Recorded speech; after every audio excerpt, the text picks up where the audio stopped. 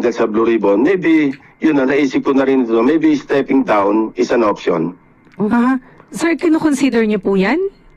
Yes, dahil nga sa mga naririnig kong mga pahiwatig ng aking mga kasamahan, isa sa mga konsiderasyon ko, mag-move na lang o magsabit ng aking resignation bilang chairperson at humanap sila na ibang pwede maging chairman ng Blue Ribbon Committee. Pero kung Nako, yun na sinasabi natin.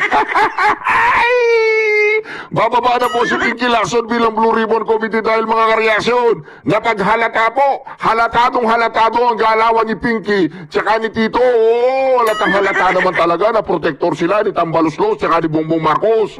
Halata. Kaya naman, itong kanilang mga kasama sa majority ay nagpahiwatig na rin. O diba, kaya ganyan mga kareaksyon, pag gusto nang bumaba ng Blue Ribbon Committee, ibig sabihin, nararamdaman nila, hindi na sila ang majority.